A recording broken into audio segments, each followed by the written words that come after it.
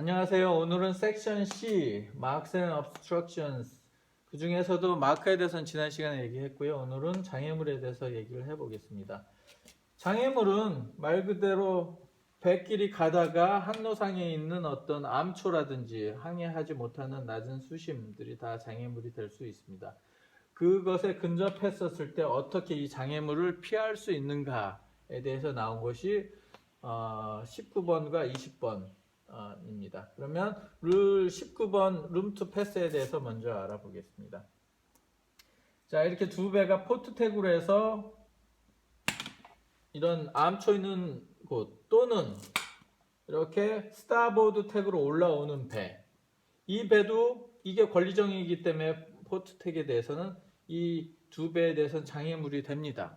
그러면 장애물을 피해야 되는데 어떤 식으로 피하냐? 두 배가 나란히 이 배에 부딪히는 상황까지 됐었을 때 이 두 배는 이런 식으로 태킹을 해서 피하든지 이런 식으로 아래로 패스해서 피하는 경우가 되겠죠. 이런 태킹해서 피할 때는 룸 투 택 해가지고 이 장애물 사이에 낀 이 배가 소리를 지르면 이 배는 태킹을 해줘야 됩니다. 그런데 이 배가 이 둘 중에 택할 수 있는 권리를 갖고 있습니다. 왜냐? 풍하로서 권리정이기 때문에요. 그러면 내가 태킹을 하는 게 아니고 그냥 패스를 해서 이렇게 내려갈 때는 이 배도 같이 따라 내려갈 수는 있습니다.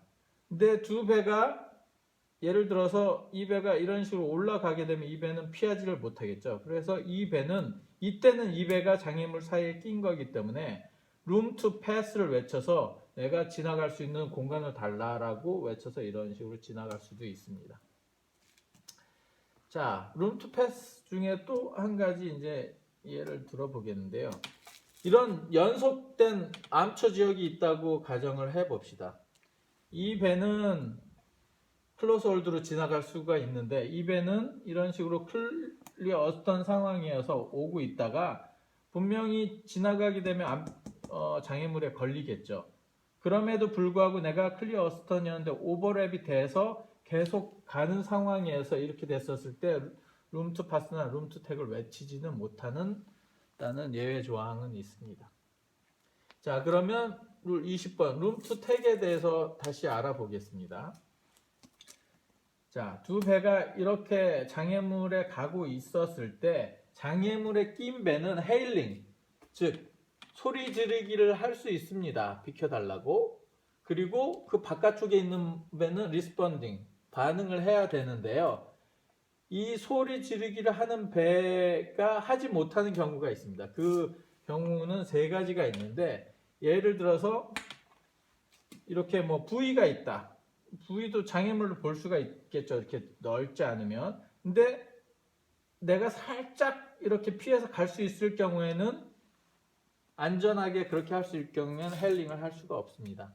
또는 이게 클로스 홀드가 아니고 이런 식으로 장애물이 빔 리치 상으로 있다. 이런 경우에도 헤일링이 안 되고요. 또 한 가지 이게 장애물이 아니고 마크일 경우에는 존의 개념이 들어가기 때문에 룸 투 택이나 룸 투 파스 같은 헤일링을 할 수가 없습니다.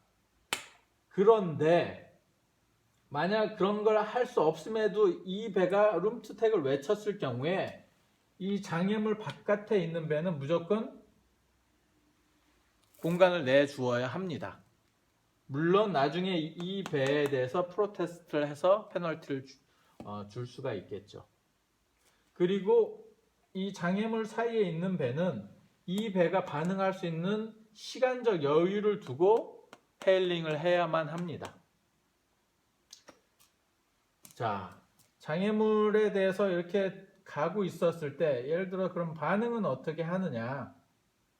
이 배가 장애물을 피할 수 있는 경우가 태킹을 하는 수뿐이 없겠죠. 이렇게 연속된 장애물일 경우에는요. 그러면 이 배는 룸 투 택이라고 외칩니다. 그럼 이 배는 그 소리를 듣고 내가 태킹을 하는 방법이 있을 수도 있고요.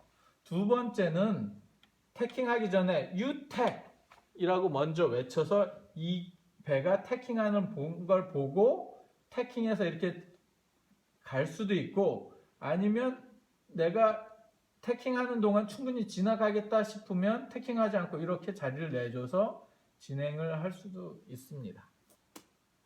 근데 여기서 한 가지 이제 중요한 거는 이 배가 룸투 택을 외쳤어요. 파란 배가.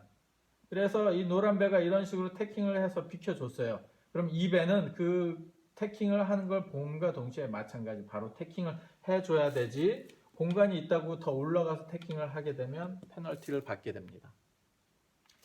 자, 룰 21번 exoneration, 면책입니다. 면책은 어떤 경우냐면 이런 마크나 obstruction 같은 경우에 두 배가 가다가 어떤 공간을 내주어야 하지 않습니까? 중간에 낀 배에게.